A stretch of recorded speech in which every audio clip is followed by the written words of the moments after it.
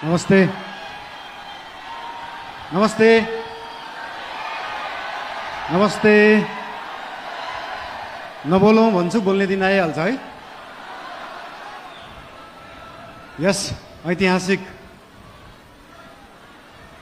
राष्ट्रिय स्वतन्त्र पार्टीको पहिलो महाधिवेशनमा उपस्थित पार्टीका सभापति रवि लामिछानेज्यू, विशेष अतिथिका रूपमा आउनुभएका पूर्व प्रधानमन्त्रीज्यू, प्रमुख प्रतिपक्षीय दलका सभापतिज्यू तथा सम्पूर्ण विशिष्ट अतिथिहरू, पार्टीका पदाधिकारीहरू, मन्त्रीगणहरू, सांसदज्यूहरू तथा उपस्थित सम्पूर्ण देशप्रेमी राष्ट्रिय स्वतन्त्र पार्टी प्रेमी सबैलाई हार्दिक शुभकामना दिन चाहन्छु।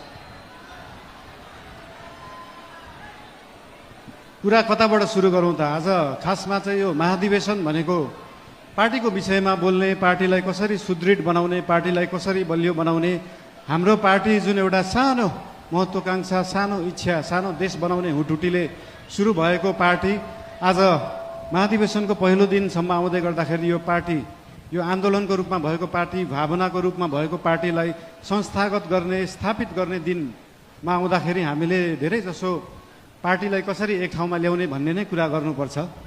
आज विभिन्न विशिष्ट अतिथिहरूले विभिन्न सल्लाह दिनुभएको छ, शुभकामना दिनुभएको छ, सुझावहरू पनि दिनुभएको छ, चिन्ता पनि लिनुभएको छ। सरकार भनेको त गाडी जस्तो हो, गाडीमा एक्सिलेटर मात्र होइन, ब्रेक हुन्छ, ब्रेक पनि लाउनुपर्छ भनेर चिन्ता पनि मान्नुभएको छ।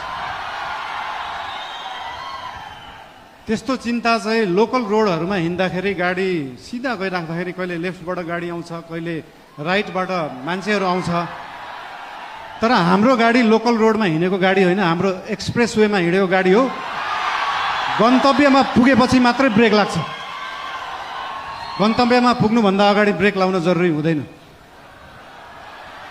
र हाम्रो गाडी अनियन्त्रित पनि छैन, वातावरण पनि मिलेर गएको छ। त्यही भएर हाम्रो पार्टीप्रति, हाम्रो सरकारप्रति जुन चिन्ता लिनुभएको छ त्यसको लागि धेरै धेरै धन्यवाद पनि दिन चाहन्छु। चिन्ता लिनु राम्रो कुरा हो।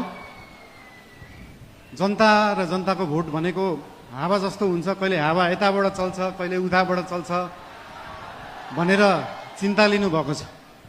हामीले कुनै हावा चलाएका छैनौँ, हामीले बाढी ल्याएर खोला फर्काएको।